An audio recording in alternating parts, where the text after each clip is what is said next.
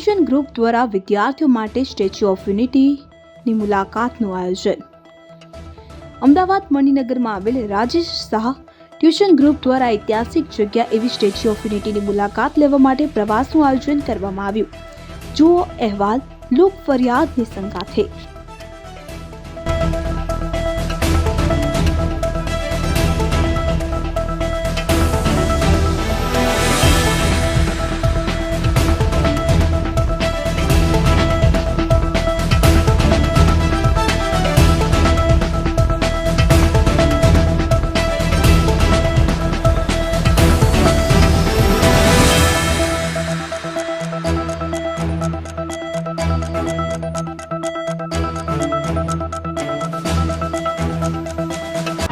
આજે જે તમે પરિભ્રમણ જે કરીને આવ્યા છો તો એના વિશે થોડી માહિતી આપો, વિગતવાર આપો કે આજે જે તમે ક્યાં ગયા હતા, શેના માટે ગયા હતા, શું તમે મેળવીને આવ્યા છો ત્યાંથી? અમે લોકો સ્ટેચ્યુ ઓફ યુનિટી જોવા ગયા હતા। ખૂબ મસ્ત જગ્યા હતી। અમારા સરને અમને લઈ ગયા હતા, બહુ મજા આવી અમને ત્યાં। તો આજે સ્ટુડન્ટ જે છે તેઓ ટ્યુશન ક્લાસમાંથી સર સાથે 3 બસોમાં સ્ટેચ્યુ ઓફ યુનિટી જે આપણા ભારતના અખંડતાના ઘડવૈયા જે સરદાર વલ્લભભાઈ પટેલ છે, કેવડિયા કોલોની જેને કહેવાય છે, ત્યાં ફરીને આવ્યા છે। તો આવો આજે પણ આપણે તેની વધુ વિગત માહિતી મેળવીએ છીએ। તમારું નામ જણાવશો બેન? આજે તમે જે ગયા છો તો ત્યાં તમે શું જોયું છે અને કેવો આનંદ તમે મેળવ્યો છે? અમે સ્ટેચ્યુ ઓફ યુનિટી ગયા હતા, ત્યાં અમે સરદાર પટેલની સ્ટેચ્યુ જોઈ, જે વિશ્વની સૌથી ઊંચી ઇમારત છે, જેને જોઈને અમને ખૂબ આનંદ આવ્યો અને ત્યાંની વ્યુઇંગ ગેલેરી પણ જોઈ અમે અંદર જઈને। તો ત્યાંનો નર્મદા રિવર જોઈને પણ અમને સારું એવું લાગ્યું। શું આની પહેલાં તમે ક્યારે ગયા હતા ખરા? ના, ક્યારે નહીં। પહેલી વખત જ ગયા હતા? પહેલી વાર ગયા હતા અને સારો એક્સપિરિયન્સ। સ્ટુડન્ટો આજે ક્યાંક ને ક્યાંક ખુશ છે। હજી બેન છે તેમને પણ પૂછીશું। બેન, તમારું નામ જણાવશો? જૈન વિધિ। ઓકે, આજે તમે જે અહીંયા એક સર દ્વારા એક જે પ્રવાસનું આયોજન કરવામાં આવ્યું હતું, તો તમે કેવું વાતાવરણ ત્યાંનું લાગ્યું અને શું ઐતિહાસિક શું જાણીને આવ્યા છો તમે? અમને ત્યાંનું જે વેધર છે તે બધું સારું લાગ્યું હતું, અમદાવાદથી કરતું સારું હતું અને જે બધું ત્યાં ક્લીન બીન એ બધું હતું। અને હું રાજા સરને ખૂબ ખૂબ થેન્ક યુ બોલીશ કે તેમને આ ટ્રીપ છે, કેમ કે આ ટ્રીપ આપણને છે ને એ એક શિખામણ આપે છે કે શિખામણ આપે છે એ બધું। રાજેશભાઈ, આજે આ શેના માટે આપણે જે સ્ટુડન્ટોને જે પ્રવાસ માટે લઈ ગયા હતા કારણ હતું શું ત્યાં આગળ બતાવવામાં આવ્યું હતું? અમે છેલ્લા 20 વર્ષથી અમારા ક્લાસીસની દર વર્ષે છોકરાઓને પિકનિક લઈ જાય છે। છોકરાઓ આખું વર્ષ ભણે તો ચોક્કસ છે, પણ ભણવાની સાથે છોકરાઓને થોડો ઉત્સાહ વધે। એક પ્રકારની પિકનિક લઈ જવાથી છોકરાઓમાં એક પ્રકારનું એનર્જી વધે, જે વાતાવરણ જે કોઈ છોકરામાં જે ઉત્પન્ન થાય તો એને કારણે ભણવામાં વધારે સારું રિઝલ્ટ આવે। એટલે અમે દર વર્ષે આનું આયોજન કરીએ છીએ અને પિકનિકમાં અમારે સૌથી પ્રાથમિકતા એ હોય છે કે છોકરાઓને સારી સારી લક્ઝરી જગ્યા ઉપર રહેવા મળે અને મિનિમમ કિંમતમાં અમે જ લઈ જઈએ છીએ, ક્યારે બી છોકરા પાસે એક્સ્ટ્રા પૈસા લેતા નથી।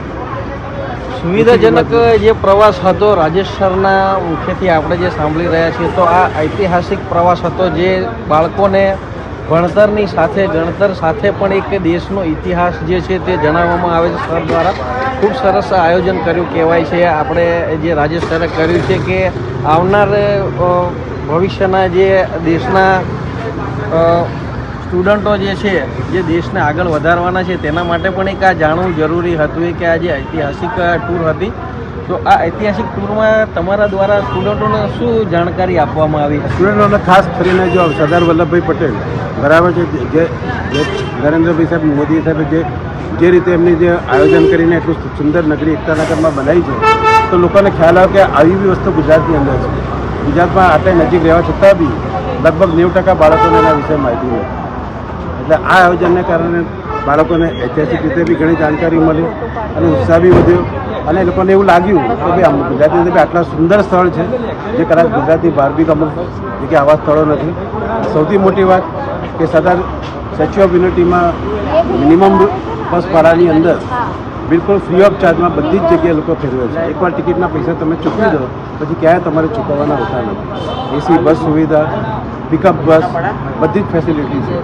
ખરેખર હું એવું માનું છું કે દરેક ક્લાસવાળા કે દરેક સ્કૂલવાળાએ આવી જગ્યા પર આયોજન કરવું જોઈએ અને આયોજન કરવાને કારણે છોકરાઓને માહિતી તો મળે જ છે, છોકરાઓનો ઉત્સાહ બી છે. આપનું નામ જણાવશો? મારું નામ શ્રેયા ત્રિવેદી છે. હું મણિનગર વિસ્તારમાં આવેલા એલજી કોર્નર પાસે રાજેશ શાહ ગ્રુપ ટ્યુશનમાં ભણાવું છું 11મા ધોરણ અને 12મા ધોરણમાં. આજે જે આપણા ગ્રુપ ટ્યુશનના માધ્યમથી ને જે એક પ્રવાસનું આયોજન કરવામાં આવ્યું હતું અને જે જગ્યા લઈ ગયા હતા તેમનું નામ જણાવો અને ત્યાં આગળ શું મહત્વ છે તે જગ્યાનું તે વિગતવાર થોડી માહિતી અમારા આપશો. ટ્યુશન ક્લાસમાંથી અમે આ વર્ષે પ્રવાસ ગયા હતા સ્ટેચ્યુ ઓફ યુનિટી, રાઈટ, જે સરદાર વલ્લભભાઈ પટેલની પ્રતિમાના ભાગરૂપે ત્યાં બનાવવામાં આવી છે અને આપણા વડાપ્રધાન શ્રી નરેન્દ્ર મોદીજીના હસ્તે એનું ઉદ્ઘાટન કરવામાં આવ્યું હતું. અમે સ્ટેચ્યુ ઓફ યુનિટી રોકાયા, ત્યાં આગળ બધા સ્થળ એના મ્યુઝિયમ ફર્યા, પછી અમે જંગલ સફારી કરી, ગ્લો ગાર્ડનનો વ્યૂ લીધો, અમે ઇવન વેલી ઓફ ફ્લાવર્સ પણ ગયા હતા અને છોકરાઓને ત્યાં બહુ જ મજા આવી હતી. અમે ત્યાં 1 નાઇટ સ્ટે પણ કર્યો હતો ત્યાં રિસોર્ટમાં અને છોકરાઓએ ત્યાં બહુ જ એન્જોય કર્યું છે. આ જે જગ્યા છે તેનું મહત્વ શું છે? સરદાર વલ્લભભાઈ પટેલ જે છે તે કોણ હતા?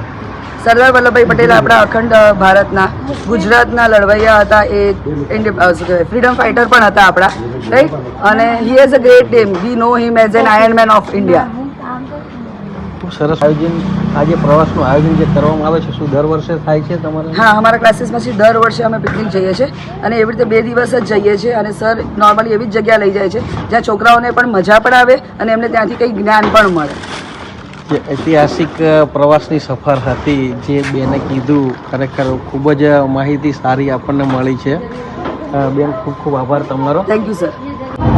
આપણા દેશનું એક ઐતિહાસિક જગ્યા જેને કહેવામાં આવે છે આપણા માનનીય પ્રધાનમંત્રી શ્રી નરેન્દ્રભાઈ મોદી દ્વારા જે સ્થાપિત કરવામાં આવેલ છે જે સ્ટેચ્યુ ઓફ યુનિટી જે છે, તો તેનું આજે સ્ટુડન્ટો દ્વારા આજે એક મુલાકાત લેવામાં આવી હતી અને રાજેશ સર જે ગ્રુપ ટ્યુશન ચલાવી રહ્યા છે મણિનગરમાં જેઓ, તેમના દ્વારા સ્ટુડન્ટોને એક જ્ઞાનનું એક ઝરણું પીરસવામાં આવ્યું હતું કે સરદાર પટેલ એમનું જીવન કેવું હતું અને કોણ હતા. તો આપણે જણાવી દઈએ અમારી ચેનલના માધ્યમથી કે સરદાર વલ્લભભાઈ પટેલ જે આપણા દેશના અખંડિત ઘડવૈયા હતા, જે આપણા દેશને અખંડ કરવામાં તેમનો જે ફાળો હતો તે આજ સુધી ક્યારેય ઇતિહાસમાં નથી આવ્યો અને આ એક ઇતિહાસ જે છે તે સ્ટુડન્ટોને રાજેશભાઈ દ્વારા આજે સ્ટુડન્ટોને એક સારો એવો પ્રવાસ, ઐતિહાસિક પ્રવાસ જેને કહેવામાં આવે છે તેના દ્વારા આજે એક જ્ઞાન રસ પીરસવામાં આવ્યું.